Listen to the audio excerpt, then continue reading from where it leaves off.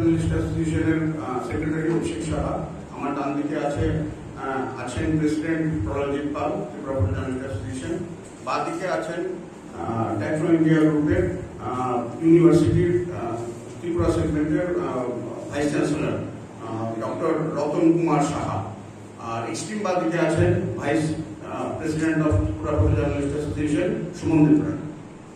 আমরা আজকে একটা উদ্দেশ্য নিয়ে এখানে প্রেসমিট করতে চলছি, সেটা হচ্ছে টিপিজে ত্রিপুরা জার্নালিস্ট অ্যাসোসিয়েশন তার জন্ম লগ্ন থেকে 19 অগস্ট ওয়ার্ল্ড ফটোগ্রাফি ডে উপলক্ষে ফটো এক্সিবিশন করে থাকেন এবং এটা প্রত্যেকবারই একটা থিম বেসড হয়।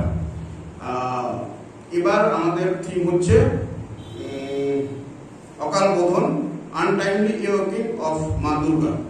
আমরা বলিদান ছাড়া আর বাকি সব ধরনের ক্রিয়েটিভ অ্যাঙ্গেল দুর্গাপুজো আমরা ডিসপ্লে করব এবং মাঝে মাঝে মেসেজ থাকবে মা দুর্গার আমাদের সোসাইটির সঙ্গে এবং পৃথিবীতে কতখানি দরকার। রিসেন্টলি আমাদের একটা আরজি করে মেডিকেল কলেজে একটা কাণ্ড হয়ে গেছে, তো মা দুর্গা আমাদের জন্য কতখানি দরকার, সেটার প্রয়োজনীয়তা সোসাইটিতে কিভাবে দরকার, আমরা তার প্রেজেন্টেশন করার চেষ্টা করবো আমাদের অর্গানাইজেশনের এক্সিবিশনের মাধ্যমে।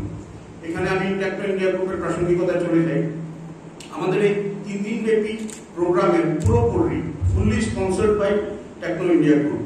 সত্যবাবুর সঙ্গে যে কর্ণধার, ওনার সঙ্গে আমাদের কথা হয়েছে, উনি এক কথায় আমাদেরকে পুরোপুরি স্পন্সরশিপ দেওয়ার জন্য রাজি হয়েছেন এবং আফটার এক্সিবিশন সমস্ত ছবিগুলোর সত্ত্বাধিকার চলে যাবে টেকনো ইন্ডিয়া গ্রুপে।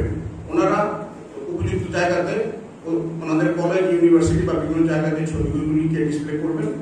আর ওনাদের এই সবসময় আমাদের বিভিন্ন আর্ট কালচারের সঙ্গে ওরা সাপোর্ট করে থাকেন, জড়িত থাকার চেষ্টা করেন, সেটার প্রমাণ ওরা এইভাবে করলেন টিভির সঙ্গে থেকে। আমি প্রত্যেকটা মিডিয়া ভাই বন্ধুকে বলবো ওনাদের পাবলিসিটি করবেন, করা দরকার, কারণ ওনাদের মতো অর্গানাইজেশন থাকলেই আমাদের মতো সংগঠন একটা জায়গায় যেতে পারে। এই বলে আমি আমার বক্তব্য শেষ করছি। আমি রতনবাবুকে, ডক্টর